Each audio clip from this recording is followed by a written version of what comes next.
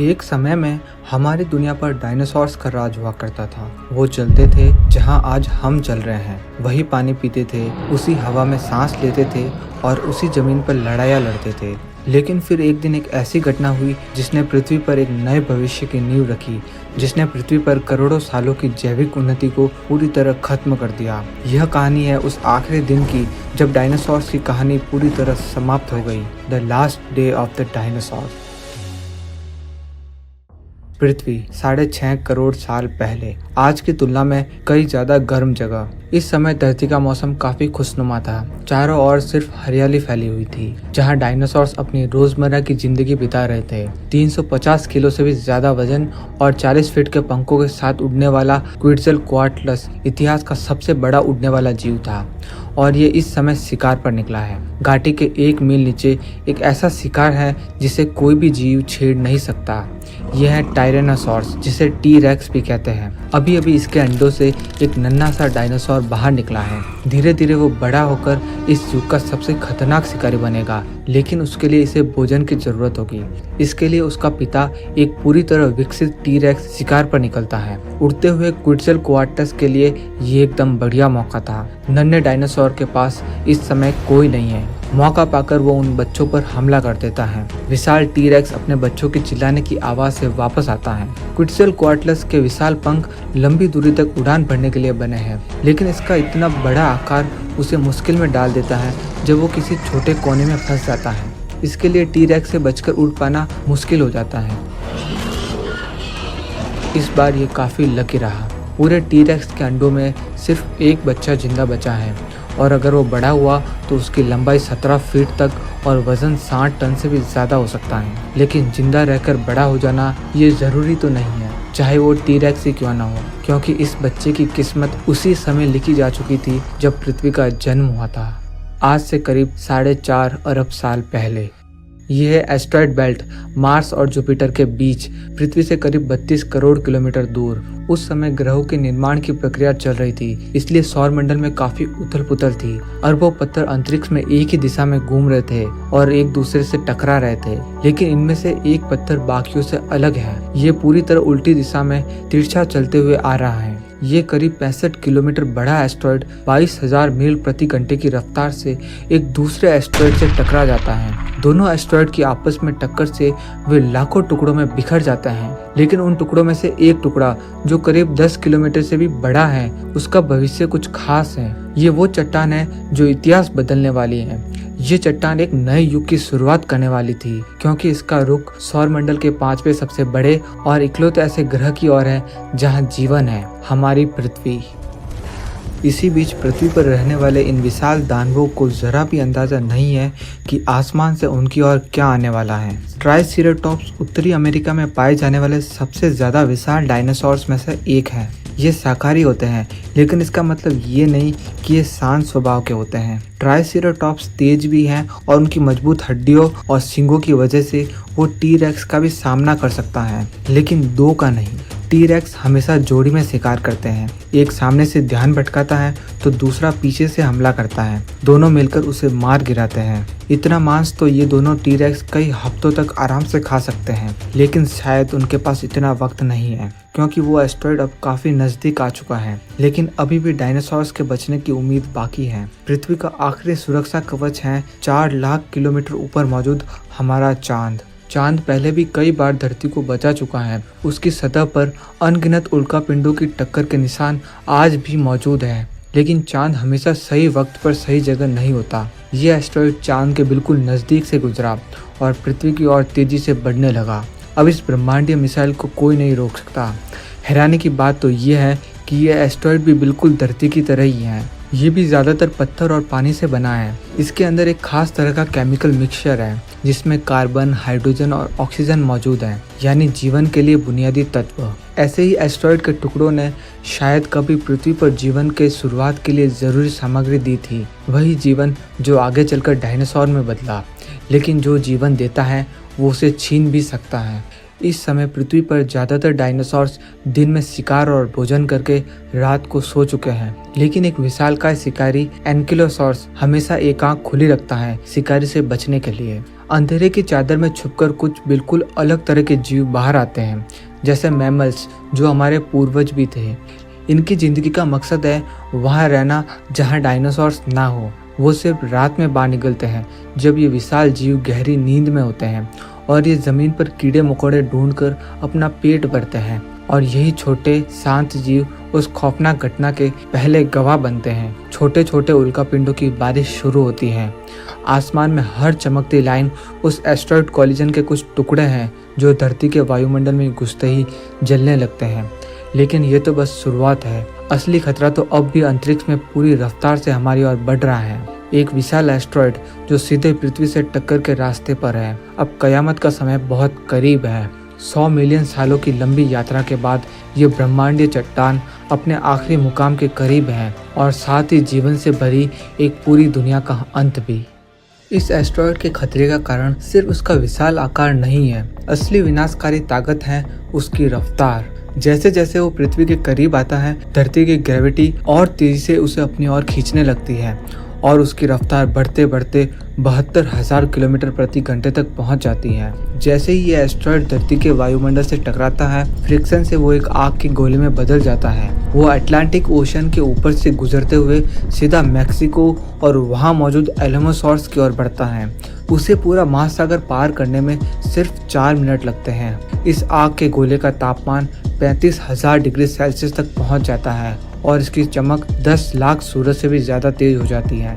इसलिए आसमान में इसे देख पाना किसी के लिए भी संभव नहीं है। ग्राउंड जीरो से 800 किलोमीटर दूर तक इसकी रोशनी इतनी ज़्यादा है कि वो डायनासोर्स की चमड़ी तक को पारदर्शी बना देती है, जैसे उसकी हड्डियां दिखने लगी हो। ये जलती हुई रोशनी उनकी आंखों को जला डालती है और अब उनके पास ये देखने की ताकत भी नहीं बची कि मौत किस रफ्तार से उनकी ओर बढ़ रही है, लेकिन वो इसे महसूस कर सकते थे। ये आग का गोला महज 5 सेकंड में वायुमंडल को चीरता हुआ जमीन से टकरा जाता है। एक ऐसा धमाका होता है जिसकी ताकत 100 मिलियन मेगाटन थी, यानी अब तक के बनाए गए सारे न्यूक्लियर हथियारों से भी कई ज्यादा। अगर ये एस्टेरॉयड समंदर के गहरे हिस्से में गिरा होता तो उसकी कुछ ताकत पानी सोख लेता, लेकिन ऐसा नहीं हुआ। ये गिरा मैक्सिको के गल्फ के उथले पानी में और वहाँ का पूरा समंदर पल भर में भाप बनकर उड़ गया। एक ही पल में पूरा एस्टेरॉयड पृथ्वी में समा जाता है और उसके साथ ही जमीन की चट्टानें भी इतनी ही तेजी से भाप में बदल जाती हैं। कई लाख टन चट्टान और धूल मिट्टी जमीन से उखड़कर धमाके में आसमान में उड़ जाती हैं। क्रैश साइट से 1000 किलोमीटर दूर तक हवा का तापमान 600 डिग्री सेल्सियस तक पहुंच चुका था, इतना गर्म कि डायनासोर की खाल में मौजूद पानी तक उबलकर भाप बनकर बाहर निकल जाता है। ये जलती लपटें पेड़ों और पौधों की हर एक बूंद नमी को सोख लेती हैं। जो भी इस भयानक गर्मी के सीधे संपर्क में आता है वो जिंदा भून जाता है। धमाका इतना बड़ा था कि सिर्फ 2 मिनट में ही वहां लाशों का अंबार लग चुका था। हैरानी की बात यह है कि इस तबाही के बीच कुछ जीव अब भी जिंदा है। जो भी खुशकिस्मत जीव किसी पहाड़ के आड़ में छुप गए थे, वे रोशनी और गर्मी की सबसे भीषण लहरों से कुछ हद तक बच गए, लेकिन तबाही की 3 और लहरें अभी बाकी हैं। पहली लहर, टक्कर के समय चट्टानों के जो टुकड़े उछलकर आसमान में गए थे, वे अब गोली की रफ्तार से जमीन पर बरसने लगे। सैकड़ों जिंदा बचे डायनासोर्स अब आसमान से गिरती चट्टानों की बारिश का सामना कर रहे हैं। दूसरी लहर जमीन से आती है, एक भयानक भूकंप के रूप में। इसकी तीव्रता रिक्टर स्केल पर 11.1 थी, यानी इंसानों द्वारा अनुभव किए गए अब तक के किसी भी भूकंप से लगभग 60 गुना ज्यादा ताकतवर। 5 मिनट के अंदर तीसरी और सबसे विनाशकारी लहर आती है, एक ब्लास्ट पल्स वेव जो पूरी तरह गोलाकार रूप में चारों ओर फैलती है, इतनी ताकत के साथ कि हवा को साउंड से भी तेज चीरती हुई निकलती है।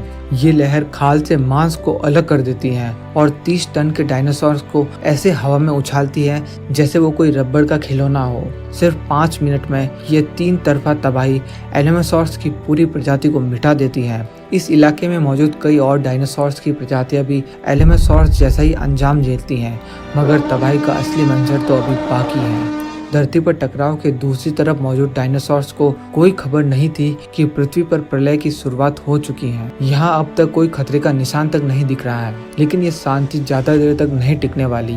टकराव से जो लाखों टन पत्थर और मिट्टी अंतरिक्ष में उछल गए थे, वो बारीक धूल और कांच के कणों का बादल बनाते हैं। इन्हें इजेक्टा क्लाउड कहते हैं। ये धूल के गुब्बार तेजी से पूरी पृथ्वी को चारों ओर से घेरने लगता है और ये पत्थर टकराव के दूसरी तरफ आग के गोले बनकर बरसने लगते हैं, जिससे वहां मौजूद डायनासोर्स पर कयामत टूट पड़ती है। चारों ओर अफरा तफरी मच जाती है। डायनासोर्स झुलस कर मरने लगते हैं। टकराव के 16 मिनट 40 सेकंड बाद पैसिफिक नॉर्थ वेस्ट तक तबाही पहुंच जाती है। पृथ्वी पर जगह जगह 11 रिक्टर स्केल के भूकंप आने लगते हैं। जमीन जोरों से हिलने लगती है। भूकंप की लहरें जमीन को भी चीरने लगती है। वहां रहने वाले ट्राइसेराटॉप्स बुरी तरह घबरा जाते हैं और घाटी की ढलान चढ़कर किसी तरह इस भूकंप और गिरते मलबे से बचने की कोशिश करते हैं। छोटे जानवर जमीन के अंदर बिल बनाकर छिप जाते हैं।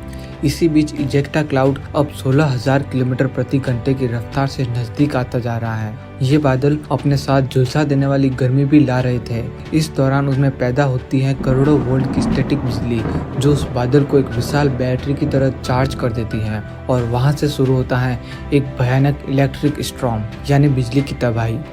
जो नॉर्थ अमेरिका कुछ घंटों पहले तक डायनासोर्स का स्वर्ग था, वो अब चलते हुए नर्क में बदल चुका है। पर अफसोस कि अब भी तबाही पूरी नहीं हुई, अभी तो सिर्फ शुरुआत है। एस्टेरॉयड के टकराने को अभी 1 घंटा भी नहीं बीता और सैकड़ों डायनासोर्स की प्रजातियां पूरी तरह तबाह हो चुकी हैं। इजेक्टा क्लाउड अब भी ऊंचाई पर तेजी से फैलता जा रहा है और पूरी दुनिया को घेर रहा है। धरती पर इसके प्रभाव अलग अलग जगह बहुत अलग अलग तरीके से महसूस किए जा रहे हैं। 8,000 मील दूर एशिया में ये धूल का बादल पूरब की दिशा से चुपचाप मंगोलिया तक पहुंच जाता है। कोई आवाज नहीं, कोई चेतावनी नहीं, बस एक धीमा लेकिन खतरनाक बदलाव। धरती का तापमान अब हर सेकंड कुछ डिग्री बढ़ता जा रहा है। एक ऐसी अदृश्य लहर जो धीरे धीरे जीवन को अपनी चपेट में ले रही है। इस हालात में बचने की एकमात्र उम्मीद है जमीन के नीचे शरण लेना। जब तापमान 160 डिग्री तक जाता है तब जिंदगी मिनटों में खत्म होने लगती है। लेकिन फिर भी गुफा के अंदर छिपकर कुछ डायनासोर्स बचने में कामयाब होते हैं। वे थोड़ी राहत महसूस करते हैं।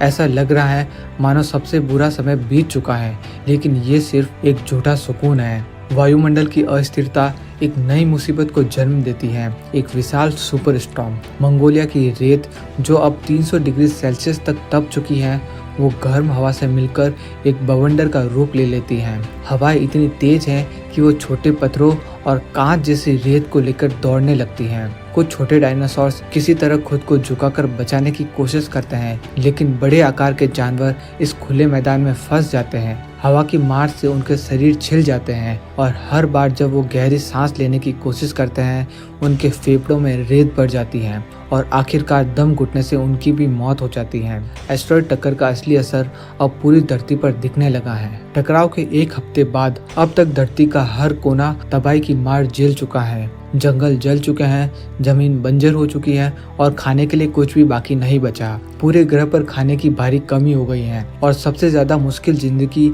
उन जीवों की है जो पेड़ पौधे खाते हैं, क्योंकि विशालकाय शाकाहारी जीवों को अपने भारी भरकम शरीर को बनाए रखने के लिए बहुत ज्यादा मात्रा में खाना चाहिए होता है। लेकिन अब कहीं भी पौधे दिखाई नहीं दे रहे और उनकी बस एक ही उम्मीद है कि शायद कहीं दूर किसी कोने में कुछ नया उग रहा हो। मांसाहारी जीवों की हालत थोड़ी बेहतर है, क्योंकि वे शाकाहारी जीवों को खाकर जिंदा रह सकते हैं। एक समय का नीला ग्रह अब घने अंधेरे से ढक चुका है और धरती पर हरियाली का नामो निशान तक नहीं बचा। आग, गर्मी और तेजाब जैसी बारिश ने धरती को इतना बर्बाद कर दिया कि वो पहले जैसे दिखती ही नहीं। आमतौर पर ट्राइसेराटॉप्स एक दिन में कुछ मीटर से ज्यादा नहीं चलते थे, क्योंकि जरूरत ही नहीं होती थी। लेकिन अब तो पूरा महाद्वीप वनस्पति से खाली हो चुका है और भूखमरी की मार उन्हें मजबूर कर देती है कि वे लंबी यात्रा करें और धीरे धीरे वे पैसिफिक कोस्ट की ओर बढ़ने लगे। शायद तटीय क्षेत्रों में कुछ उम्मीद अब भी बाकी थी। एक छोटा सा द्वीप जो आग, धूल और गर्मी से अब तक बचा हुआ है, शायद वहाँ कुछ जीवन हो। एक मादा क्विट्ज़ेलकोआटलस पिछले 3 दिनों से लगातार उड़ रही हैं और अब वो बुरी तरह थकान और भूख से बेहाल है। असल में जो जानवर उड़ सकते थे वो आग से तो बच सकते थे, लेकिन उतरने के लिए जमीन पर अब बहुत ही कम सुरक्षित जगह बची हैं और खाने को तो लगभग कुछ भी नहीं बचा। 1000 फीट की ऊंचाई पर वो उस टापू की एक झलक देखती हैं, लेकिन जो ऊपर से शांत सुरक्षित और हरियाली से ढका हुआ दिखता है वो असल में उतना सुकून भरा नहीं है जितना लगता है। समंदर की गहराई में एस्टेरॉयड के प्रभाव से समुद्री जमीन धंस जाती है। अचानक समुद्र का पानी पीछे खिसकता है और एक 300 फीट ऊंची मेगा सुनामी बनती है जो कुछ ही सेकंड में जमीन को निगल जाती है। एस्टेरॉयड की टक्कर के बाद सुनामी कई तटों को समुद्र में बहाकर ले जाती है। पानी का ये तांडव अपने पीछे बेशुमार लाशें छोड़ता है। कई जीव पानी में डूबकर तड़पते हुए मारे जाते हैं। डायनासोर के लिए आखिरी और निर्णायक हमला धरती के अंदर से आता है। टक्कर से उठी भूकंपीय तरंगे पूरी पृथ्वी में फैल जाती हैं, जिससे टेक्टोनिक प्लेट्स अंदर से फटने और खिसकने लगती हैं। इन टूट फूट के कारण पिघली हुई चट्टानें जमीन के अंदर से रास्ता बनाकर ऊपर की ओर बढ़ती हैं और फिर एक के बाद एक भयानक ज्वालामुखी विस्फोटों के जरिए धरती की सतह को फाड़कर बाहर निकलती हैं। भूकंपीय तरंगों ने दुनिया भर के शांत ज्वालामुखियों को जगा दिया। इनसे निकलने वाला गर्म और खौलता हुआ लावा पृथ्वी पर बची कुछ जगहों पर काल बनकर टूट पड़ता है। अब पृथ्वी किसी नर्क से भी बदतर हो चुकी है। इन ज्वालामुखी विस्फोटों में कई जहरीली गैसें निकलती हैं, जिससे पहले से ही पूरी धरती को ढक चुके मलबे, धूल और जहरीले एसिड के बादलों में और भी ज्यादा जहर घुल गया। ये धूल की चादर अब कई किलोमीटर मोटी हो चुकी है, एक ऐसी घनी परत जो सूरज की रोशनी और गर्मी को धरती की सतह तक पहुंचने से पूरी तरह रोक रही है। आने वाले कुछ दिनों और हफ्तों में पूरी पृथ्वी एक गहरे न्यूक्लियर विंटर में डूबने लगती है। कुछ हफ्ते बाद अब तक कई डायनासोर की प्रजातियां पूरी तरह मर चुकी हैं और जो कुछ बचे हैं वे भी विलुप्त होने की कगार पर हैं। अब यह केवल जिंदा रहने का नहीं बल्कि अपनी प्रजाति के अस्तित्व को बनाए रखने का भी सवाल है। कई जगहों पर अब भी गिने चुने डायनासोर जिंदा हैं, लेकिन इनकी आबादी इतनी कम हो चुकी है कि इनके लिए प्रजनन करना और एक नई पीढ़ी लाना असंभव हो गया है। धरती के भीतर ज्वालामुखी गतिविधियों के कारण निकली जहरीली गैस हाइड्रोजन सल्फाइड धूल के बादलों के नीचे की तरफ बसे इलाकों में इकट्ठा होने लगती हैं। जब ये जहरीली गैसें डायनासोर्स की सांस के साथ अंदर जाती हैं तो धीरे धीरे उनके शरीर को लकवाग्रस्त कर देती हैं, जिससे भागना नामुमकिन हो जाता है और आखिरकार दम घुटने से उनकी मौत हो जाती है। इस तरह मंगोलिया के इस हिस्से में बचा आखिरी डायनासोर भी अब मर चुका है। मैक्सिको भी अब एक कब्रिस्तान बन चुका है। एस्टेरॉयड टक्कर से सिर्फ 50 मील की दूरी पर ये इलाका तबाही की कई लहरें झेल चुका है। ऐसा लगता है जैसे प्रकृति ने अपना सारा कहर इस एक जगह पर ही बरसा दिया हो। हर दिशा में सिर्फ लाशें और राख। जैसे जैसे खाना पूरी तरह गायब हो रहा है, भूख से तड़पते ये शिकारी अब हर एक कैलोरी के लिए लड़ने को मजबूर है, यहाँ तक कि जान देकर या लेकर भी। जो डायनासोर इजेक्टा, आग और जहरीली गैसों से किसी तरह बच निकले, अब अंत में अपने ही भारी भरकम शरीर की जरूरतों के बोझ के नीचे दबकर दम तोड़ने लगते हैं और आखिरकार वो विशाल साम्राज्य जो कभी पूरी धरती पर राज किया करता था, एक पल में इतिहास के पन्नों में दफन हो गया। डायनासोर्स को इस मुकाम तक पहुंचने के लिए 16 करोड़ सालों का समय लगा था, वहीं उन्हें खत्म करने के लिए बस एक पत्थर ही काफी था। लेकिन डायनासोर ही इस ग्रह के इकलौते जीव नहीं थे। उनके साथ कुछ छोटे और साधारण जीव जैसे मैमल्स भी थे, जो बहुत लंबे समय से डायनासोर्स की छाया में जी रहे थे। जब बाढ़ और आग की लपटों ने पूरी धरती को अपनी चपेट में ले लिया, तभी नन्हे जीवों ने जमीन के नीचे छोटे छोटे बिलों में छिपकर अपनी जान बचाई। कुछ पेड़ों के तने में छिप गए, कुछ पौधों की जड़ों के पास दुबक गए और कुछ ने मिट्टी के नीचे अपना रास्ता बना लिया। इस तरह मैमल्स महाप्रलय से खुद को सुरक्षित रखने में कामयाब रहे और यही जीव इस ग्रह के अगले शासक बनने वाले थे। धरती अब उन जीवों की हो गई थी जो छिपने में माहिर थे। मछलियां पानी की गहराई में सुरक्षित रही और पानी में रहने वाले रेंगने वाले जीव भी बच गए, और खासकर पक्षियों में वो जल पक्षी जो पानी में गोता लगाकर या झाड़ियों में छिपकर खुद को बचा सके। सूरज की रोशनी को दोबारा जमीन पर पहुंचने में कई साल लगेंगे, लेकिन धीरे धीरे भारी बादलों की परतें छटने लगती हैं। मैक्सिको की खाड़ी में जहां एस्टेरॉयड ने टक्कर मारी थी, अब एक उथला सा गड्ढा नजर आता है। इतनी भीषण तबाही के लिए ये बस एक मामूली सा निशान है, लेकिन इन्हीं मलबों और बर्बादी के बीच से प्रकृति एक बार फिर से एक नई शुरुआत करती है। जहां हर और राख और सड़न फैली थी, वहीं सबसे पहले फफूंद और कवक जैसे साधारण जीवन ने फिर से पैर पसारना शुरू किया। फिर धीरे धीरे एक नया जीवन उभरने लगता है और उनमें एक पौधा सबसे आगे था, फर्न।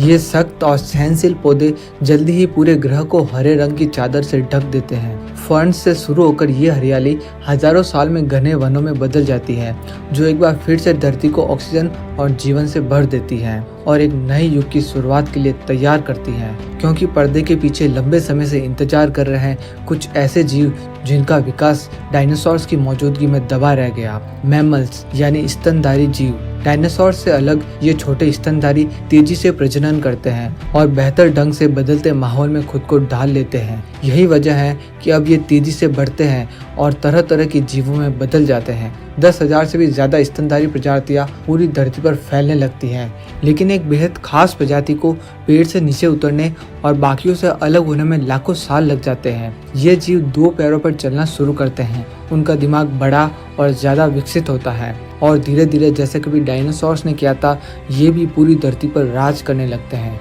लेकिन डायनासोर से अलग ये दुनिया को अपने मुताबिक ढालना शुरू कर देते हैं।